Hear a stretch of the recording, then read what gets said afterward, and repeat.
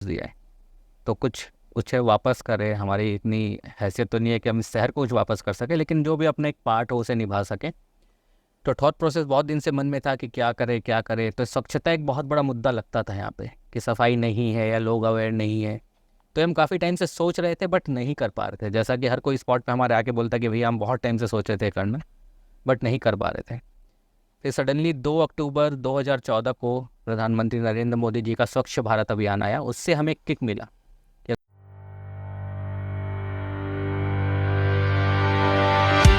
Hello everyone. तो आज के पॉडकास्ट में एक्चुअल में मैं काफ़ी नर्वस हो रहा हूँ क्योंकि मेरे साथ जो गेस्ट है वो काफ़ी खास है। अ, बड़े भैया बोल सकता हूँ या मेंटोर बोल सकता हूँ। और साथ ही हमारे bunch of fools group, I know आप सभी ने सुना होगा और बहुत अच्छे से इस ग्रुप का नाम सुना है। बंच ऑफ फूल्स ग्रुप के फाउंडर मेंबर सतीश भुवालका भैया, जानने की अपन कोशिश करते हैं कि कैसी जर्नी रही और क्या सब कुछ हमने इसमें फेस किया है और आगे की हमारी क्या प्लानिंग हो सकती है। तो स्टार्ट करते हैं। सबसे पहले भैया से जानना चाहूँगा कि ये थॉट प्रोसेस कहाँ से आया, लाइक ये ऐसा कुछ प्लानिंग करते हैं शहर में एंड ऑल। जैसा कि हमारा नाम है बंच ऑफ फूल्स, तो हम बहुत ज़्यादा इंटेलेक्चुअल नहीं है और ये हम बहुत गर्व से कहते हैं। तो लोग अपने आप को इंटेलेक्चुअल साबित करने की बहुत सारी कोशिश करते रहते हैं। तो बहुत टाइम से मन में था कि कुछ अपने शहर के लिए करें, क्योंकि इस शहर ने हमें सब कुछ दिया है। तो कुछ उसे वापस करें। हमारी इतनी हैसियत तो नहीं है कि हम इस शहर को कुछ वापस कर सकें, लेकिन जो भी अपना एक पार्ट हो उसे निभा सकें। तो थॉट प्रोसेस बहुत दिन से मन में था कि क्या करें क्या करें। तो स्वच्छता एक बहुत बड़ा मुद्दा लगता था यहाँ पे कि सफाई नहीं है या लोग अवेयर नहीं है। तो हम काफ़ी टाइम से सोच रहे थे बट नहीं कर पा रहे थे। जैसा कि हर कोई स्पॉट पे हमारे आके बोलता कि भैया हम बहुत टाइम से सोच रहे थे करना, बट नहीं कर पा रहे थे। फिर सडनली 2 अक्टूबर 2014 को प्रधानमंत्री नरेंद्र मोदी जी का स्वच्छ भारत अभियान आया। उससे हमें किक मिला कि अगर हमारे प्रधानमंत्री जी झाड़ू उठा सकते हैं तो हम क्यों नहीं उठा सकते। ठीक उसके एक महीने बाद 2 नवंबर 2014 को हमने एक ऐसे रैंडम स्पॉट किया। और स्पॉट तक हम पहुँचे कैसे, इसके पीछे भी एक कहानी है।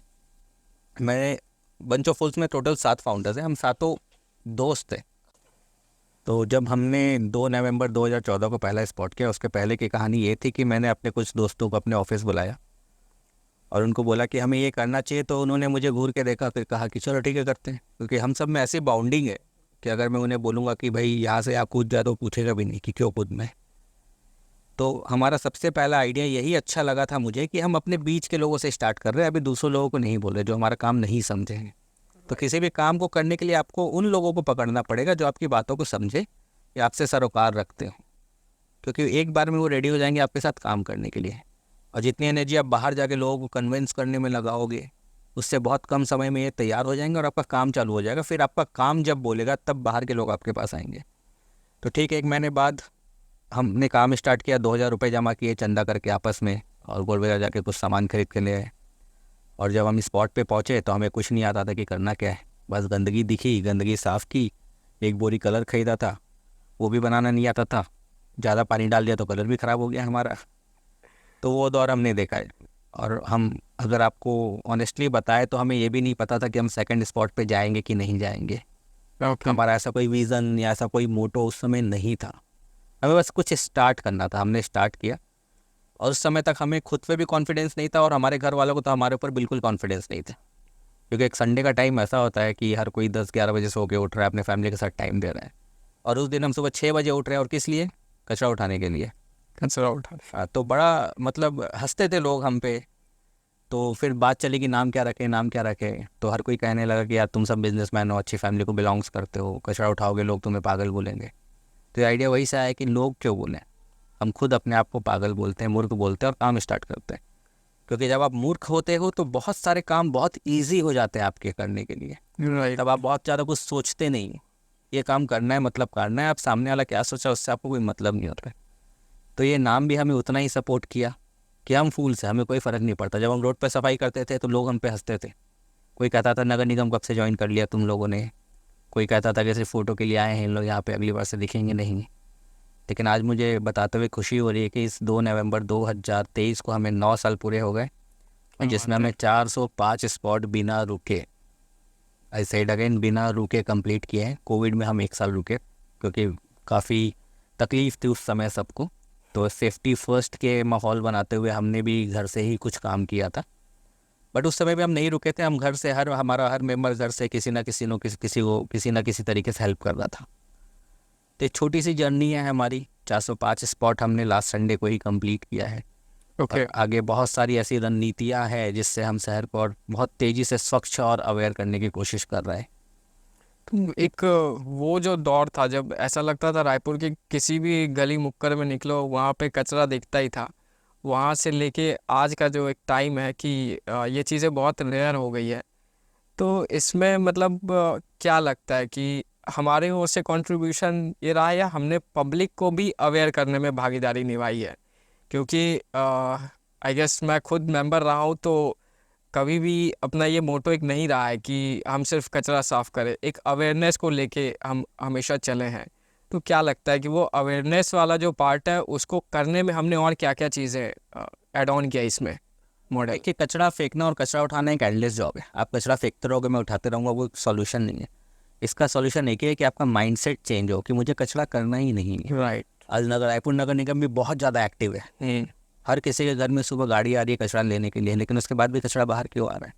अगर बाहर कचरा आ रहा है तो ये हमारी गलती है, ये नगर निगम की गलती नहीं है, क्योंकि वो आपको सर्विस दे रही है कि मैं डेली आपके घर से सुबह कचरा लेके जाऊंगा। अगर हम उस समय भी उसे कचरा नहीं दे पा रहे हैं और उसके बाद हम लैंडफिल पे आ रहे हैं उस कचरे को, तो ये गलती हमारी है। तो हमने अवेयरनेस पे बहुत ज़्यादा हमेशा फोकस किया, क्योंकि एक अवेयरनेस पे बहुत ज़्यादा इसलिए फोकस किया क्योंकि माइंडसेट अगर आपका चेंज हो जाएगा तो वो कचरा लैंडफिल पे नहीं आएगा। हमने लोगों को अलग अलग तरीके से समझाया कि आप ऐसा भी कर सकते हो, ये भी सॉल्यूशन हो सकता है। नगर निगम ने हमारा बहुत सपोर्ट किया, हमने नगर निगम के साथ मिल के हर जगह पे अवेयरनेस क्रिएट करने की कोशिश की। और आज मुझे बताते हुए आपको खुशी होती है कि हमारे 82% स्पॉट आज भी एज इट इज़ क्लीन्ड है। क्या हुआ? 18% स्पॉट ऐसे हैं जो आज भी गंदे हो रहे हैं, साफ़ हो रहे हैं। वहाँ पे हम बहुत ज़्यादा इम्पैक्ट नहीं ला पाए या वहाँ के लोग हमें एक्सेप्ट नहीं कर पाए।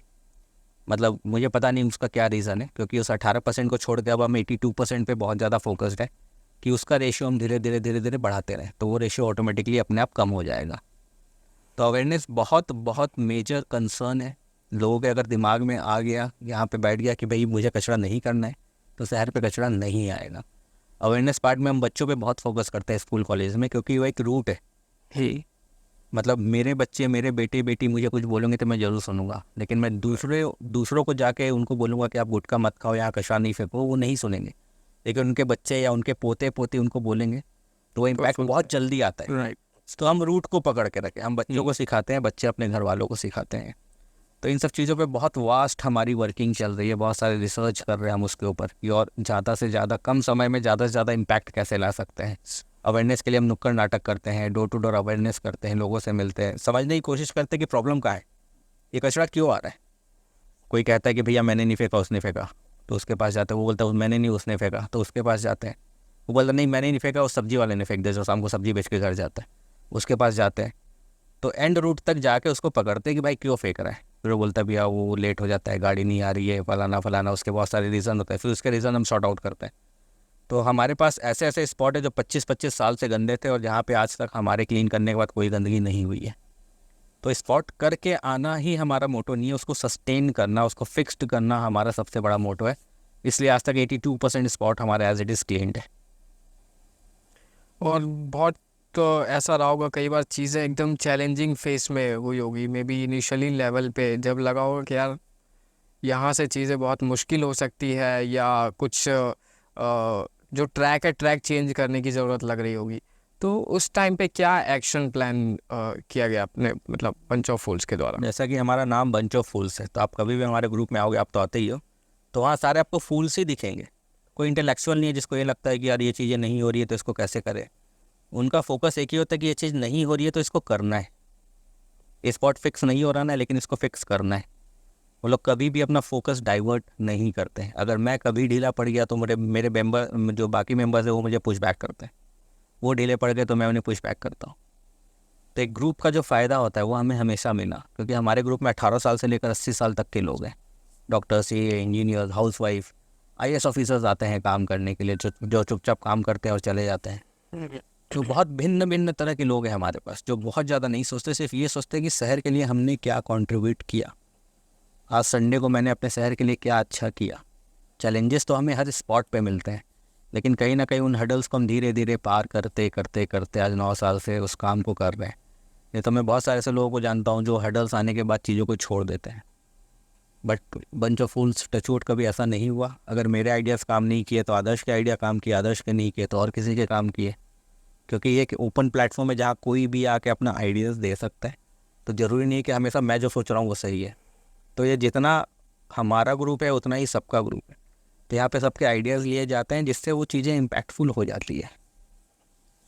एक वर्ड में अगर ये पूरे 9 साल की जर्नी को अगर मैं ये करने बोलूँ तो वो वर्ड क्या होगा? एक वर्ड में क्या बोल सकते हैं? Stay full, keep cleaning. हम जब तक फूल से तब तक ही ये काम कर पाएंगे। मुझे पर्सनली मेरा ऐसा मानना है कि बहुत इंटेलेक्चुअल हो के आप कचरा नहीं उठा सकते हो, आप नाली में हाथ नहीं डाल सकते हो। आप कभी कभी हमें इतने गंदे कचड़े मिलते हैं जिससे लोग, हमारे मेंबर्स को वोमिटिंग भी आ चुकी है, लेकिन हम वहाँ से भी नहीं हटे। तो ये पागलपन है, ये मूर्खता ही है जो हमें उस चीज़ों तक खींच खींच के ले जा रही है और उसे क्लीन करवा रही है। और अगर 82% स्पॉट हमारे आज तक क्लीन है, तो ये पूरे रायपुर वासियों की तरफ से हेल्प है, इसलिए क्लीन है। क्योंकि हम तो स्पॉट करके चले जाते हैं, बाद में उस वहाँ जो सराउंडिंग में लोग रह रहे हैं उनको उसकी जवाबदारी को क्लीन रखें, तो वो भी हमें उतना ही सपोर्ट कर रहे हैं। नगर निगम भी हमें उतना ही सपोर्ट कर रही है, मेरे मेंबर्स भी मुझे उतना ही सपोर्ट कर रहे हैं। तो एक जॉइंट एफर्ट है जिससे इम्पैक्ट दिख रहा है। ये सिर्फ मैं, आप, या सिर्फ नगर निगम, या सिर्फ वो लोग जो वहाँ रह रहे हैं, इन लोग नहीं ला सकते। एक जॉइंट एफर्ट से ही ये सारी चीज़ें हो सकती है। तो हम लोग हमेशा अपने आप को फूल्स बोलते हैं, और प्राउड हम लोग फील करते हैं जब अपने आप को फूल्स बोलते हैं। तो हमारी टी शर्ट के पीछे अभी नया स्लोगन आया है, नेकी कर कचड़ा नहीं। तो हम लोग को यही बोलते हैं, भाई नेकी करो, कचड़ा मत करो। तो 9 साल का जो ये रहा है, मतलब एक शब्द में बोला ये भी जा सकता है कि कंसिस्टेंसी। इस मतलब किसी भी काम में अगर देखा जाए तो कंसिस्टेंसी का बहुत बड़ा रोल होता है। तो ये कंसिस्टेंसी को मतलब सस्टेन करने के लिए, इसको रेगुलर बेस पे करने के लिए मेंबर्स का कैसा क्या रोल रहा है? लाइक देखिए, संडे को सुबह उठना हर किसी के लिए बहुत मुश्किल होता है, चाहे मैं हो चाहे आप हो। लेकिन आज भी 9 साल बाद शनिवार को रात को हमें ठीक से नींद नहीं आती कि संडे को सुबह जाना। वो एक्साइटमेंट होता है, और मेरे साथ साथ सारे मेंबर्स को होता है। 6 बजे का टाइम देते तो कोई 5:30 बजे आ जाता है और फ़ोन करता, 5:30 भैया मैं आ गया हूँ। तो बोला अभी क्यों आ गया भाई, 6 नहीं बजेंगे। 5:30 बजे क्यों आ गया? तो ऐसे मेंबर्स हैं हमारे पास। तो वो जो पागलपन है ना, जो एक्साइटमेंट है, उस एक्साइटमेंट में चीज़ें पुश होती रहती है। कभी मेरा मन नहीं है। और दूसरा, हमने बहुत लीडर्स खड़े किए। जैसे अगर मैं नेक्स्ट संडे नहीं हूँ तो स्पॉट रुकना नहीं है, वो एज इट इज़ चलेगा और अच्छे से चलेगा, क्योंकि उतने लीडर्स हैं हमारे पास। या सतीश नहीं है तो वो कर रहा है, वो नहीं है तो वो कर रहा है। मतलब सेंस ऑफ ओनरशिप सबके अंदर है। कई जगह क्या होता है कि सिर्फ वन मैन आर्मी होता है, वो सब कुछ करता है, लेकिन वो कब तक कर लेगा? एग्जैक्टली। इसके सस्टेन करने के पीछे ये भी एक बहुत बड़ा रीज़न है कि हमने बहुत लीडर्स खड़े किए। आज मेरे पास 10 से 15 ऐसे लोग हैं जो एक एक साल तक स्पॉट मेरे बिना ही निपटा सकते हैं। उनमें इतना कैलिबर आ गया, उनको ये समझ में आ गया कि ये स्पॉट हमें करना चाहिए कि नहीं करना चाहिए, इसको यहाँ अगर कर रहे हैं तो कैसे लोगों से बात करनी है, इसका क्या सॉल्यूशन हो सकता है। इतना माइंड उनका ब्रॉड हो चुका है। उसमें माइंड को ब्रॉड करने के पीछे हमने बहुत काम किया, क्योंकि जब तक ज़्यादा से ज़्यादा लीडर्स आपके पास नहीं होंगे आप सस्टेन नहीं कर पाओगे। क्योंकि हर किसी के अकेले की एक क्षमता है, फैमिली इंगेजमेंट्स है, बिजनेस इंगेजमेंट्स है। हो सकता है कभी न कभी तो वो बाहर हो, तो उसके पीछे क्या होगा स्पॉट का। तो हमने उस चीज़ पे फोकस किया कि इतने लीडर्स खड़े कर दो कि मैं रहूँ नहीं रहूँ, काम होता रहे। एग्जैक्टली। ओके सतीश भैया, अभी तक की तो जर्नी का जैसे अपन समझ लिया हूँ, और 9 साल मतलब वाकई बेमिसाल था, इसमें कोई ऐसा डाउट नहीं है। चाहे वो मेंबर्स एंड से सपोर्ट हो या फिर रायपुर के लोकल लोगों का सपोर्ट हो, मतलब अमेजिंग। और ये बहुत ही सीखने लायक है। ये 9 साल जो है ना, लाइफ के 90 साल को जीने में भी किसी को हेल्प कर सकता है। ये इतना शानदार रहा है। सो अब व्हाट नेक्स्ट, आगे फिर क्या प्लान है, मतलब क्या क्राइटेरिया? हाँ, ये बहुत अच्छा सवाल है आपका। जैसे कि हमारी एक R&D टीम भी है जो टाइम टाइम से चीज़ों को देखती है, समझती है, और आगे कैसे और चीज़ों को बेहतर कर पाए उस पर वर्क करती है। तो अभी एक और चीज़ हम लॉन्च करने वाले, कैंपेन हम बना रहे हैं। टेंटेटिव हमने उसका एक नाम सोचा है कि मैं नहीं तो कौन। अब ये फाइनल नहीं है, मैं नहीं तो कौन के पीछे कहानी ये है कि लोग बहुत ईजिली बच के निकल जाते कि भैया मेरे करने से क्या होगा। जैसे हम अवेयरनेस पैदा, लोग बोलते कि मैंने नहीं फेंका उसने फेंका, लेकिन अगर मैं नहीं भी फेंकूँ तो मेरे फेंकने से क्या हो जाएगा एक जन के। तो हम उनसे पूछना चाहते हैं कि आप नहीं तो कौन, भैया आपके फेंकने से कुछ नहीं है तो किसके फेंकने से होगा ये बता दो।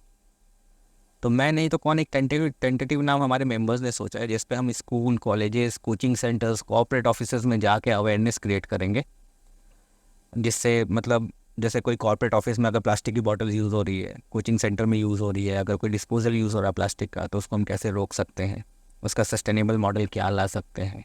इन सब चीज़ों पे बहुत वास्ट काम कर रहे हैं हम। दूसरा हम एक काम अभी सैनिटरी पैड्स पे कर रहे हैं जो हमारे घर की महिलाएं यूज़ करती है। बहुत सारे कैंपेन होता है जिसमें उसको यूज़ करने से मना किया जाता है, क्योंकि एक यूज्ड सैनिटरी पैड की लाइफ 400 से 500 साल होती है, जो लैंड से Okay. जाके 500 साल तक डिजॉल्व नहीं होता है। तो हम ऐसा कभी भी नहीं कहते कि यूज़ मत कीजिए, बहुत हाइजीन है, बिल्कुल यूज़ करना चाहिए, बट उसका डिस्पोज बहुत प्रॉपर तरीके से हो। राइट। जैसे समता कॉलोनी में बहुत सारे अगर हॉस्टल्स हैं जहाँ पे 300-300, 400-400 लड़कियाँ या महिलाएं रह के पढ़ाई कर रही है, जॉब कर रही हैं, तो बहुत बल्क में वहाँ से वो सैनिटरी पैड्स कंज्यूम होकर लैंडफिल पे आते हैं।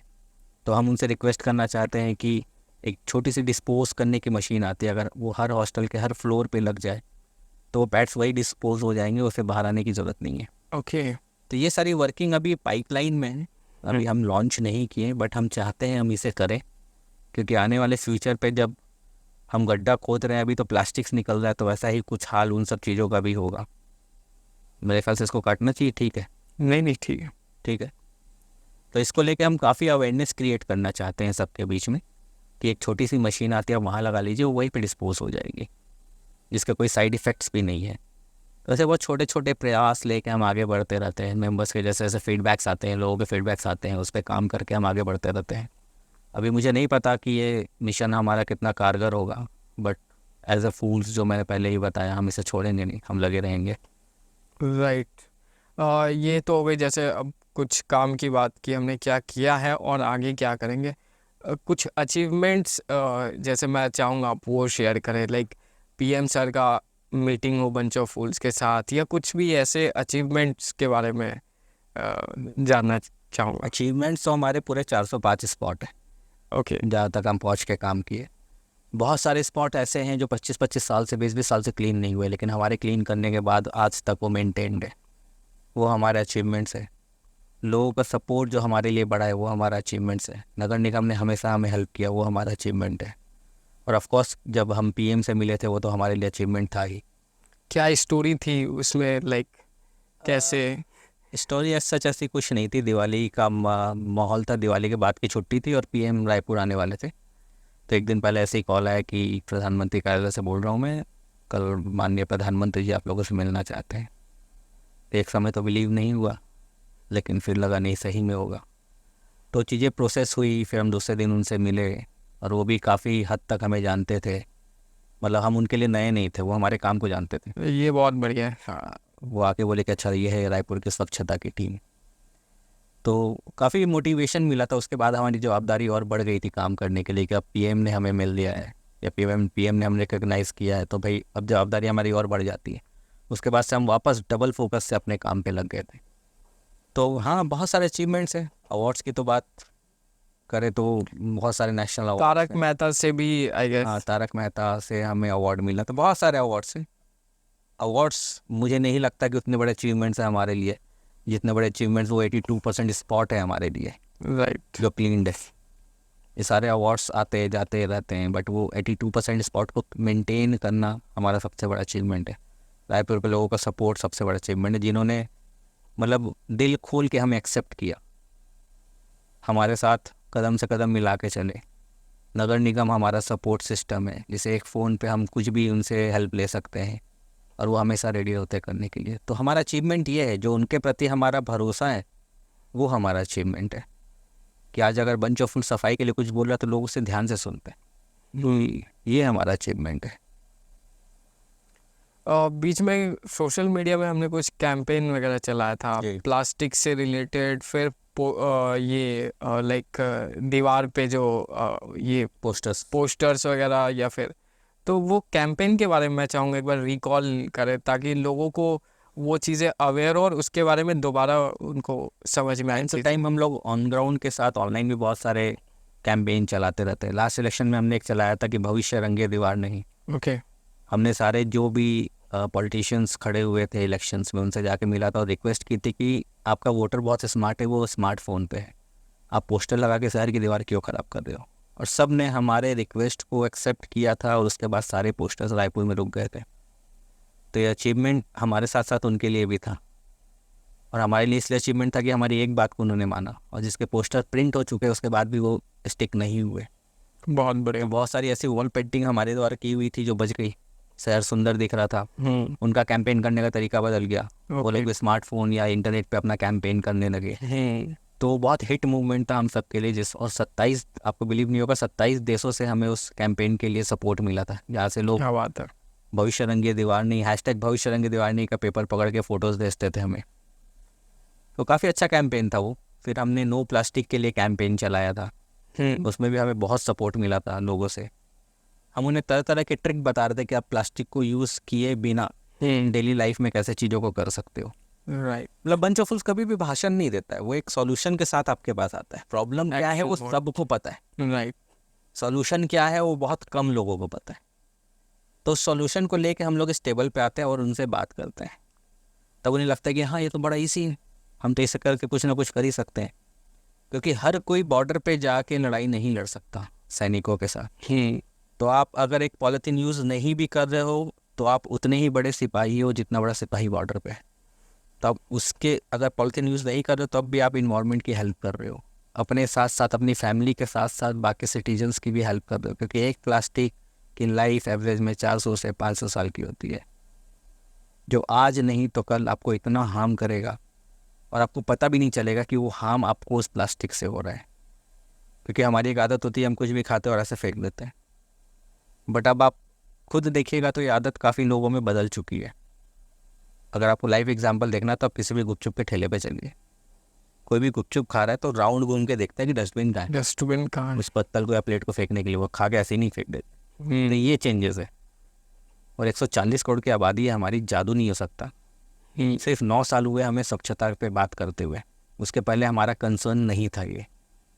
और 9 साल में इतना ट्रिमेंडस चेंजेस आ गए हैं और आने वाले सालों में तो और तेज़ी से चेंजेस आएंगे। इसका बहुत बड़ा श्रेय प्रधानमंत्री जी को भी जाता है, जिन्होंने इस छोटी सी चीज़ को, जो कि हालांकि काफ़ी बड़ी है बट लोगों के लिए काफ़ी छोटी थी, इसको उस प्लेटफॉर्म पे लाया, जिससे आज पूरे इंडिया में स्वच्छ भारत का माहौल अलग है। लोगों का माइंडसेट चेंज हो चुका है, बच्चों का माइंडसेट चेंज हो चुका है। अब अगर कोई कचरा फेंक भी रहा है तो इधर उधर देखता है 4 बार कि किसी ने मुझे देख तो नहीं लिया, और उसके मन में एक डर बैठ गया है, ये कचरा हमें इधर उधर नहीं फेंकना है। तो अभी भी बहुत सारा काम करने के लिए बचा है हमारे लिए और हम करते रहेंगे। Right.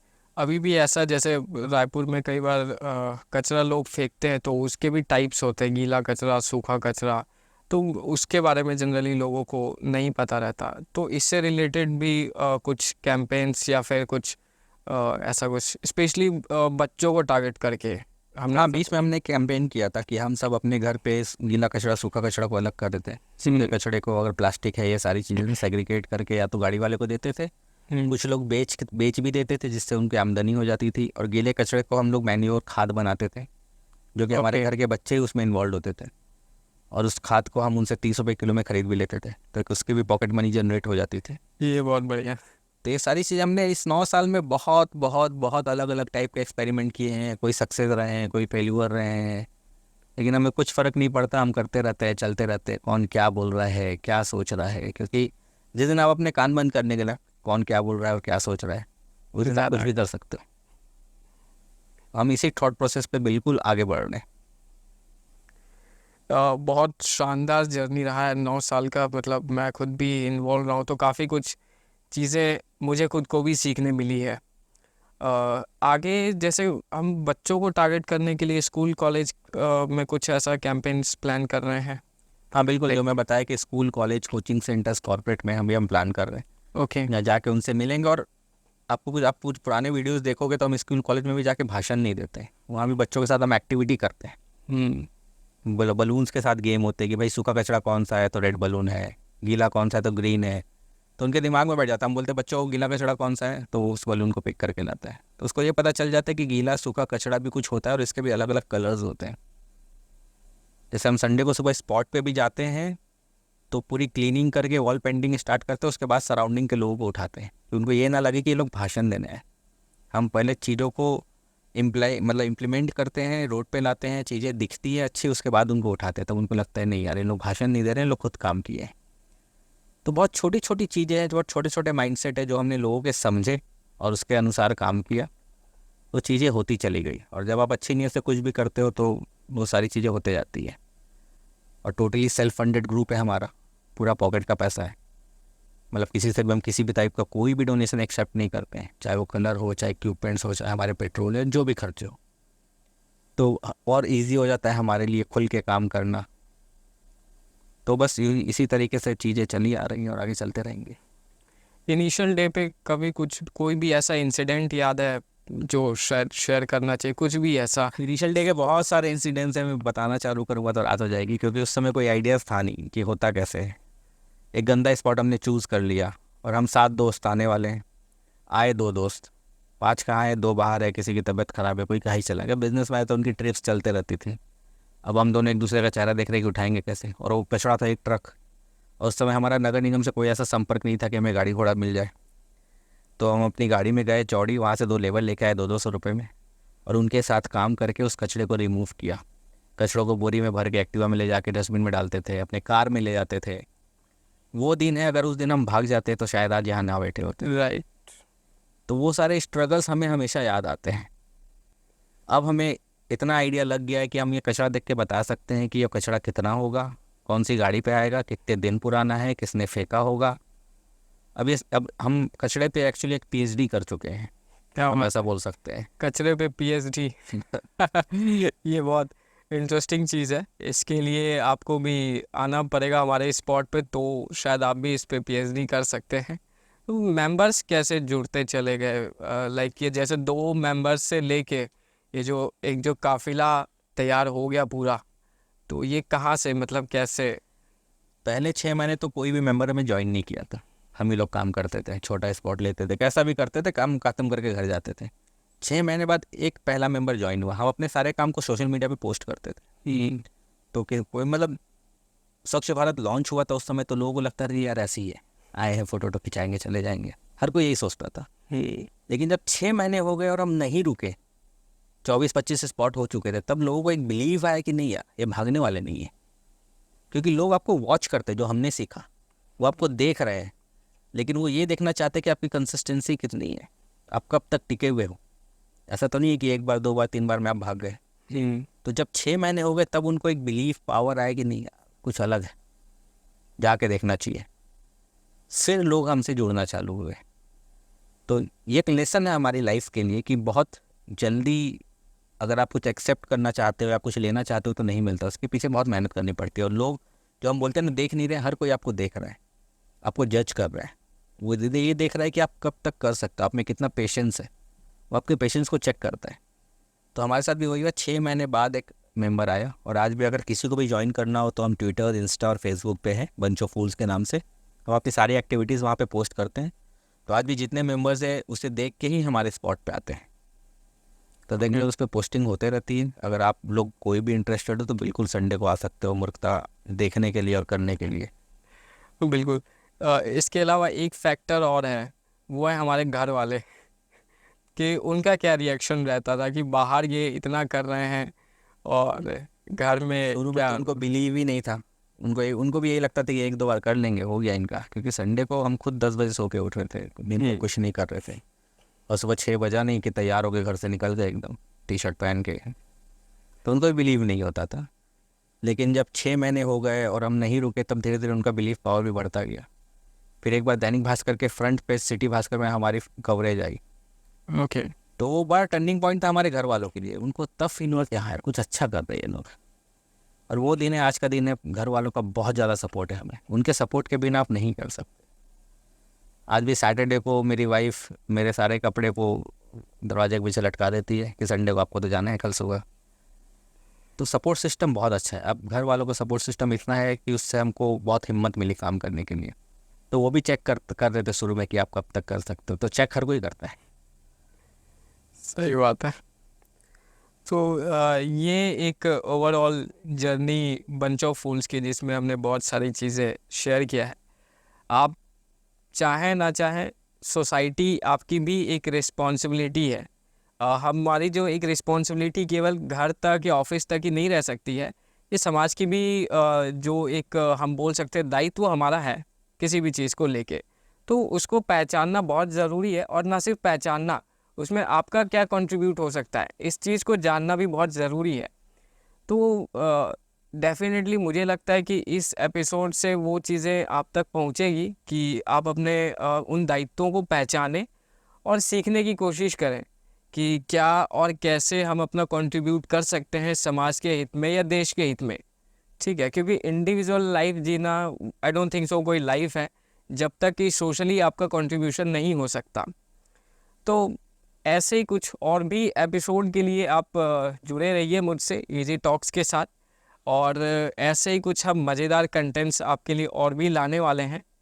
Thank you so much. Hare Krishna.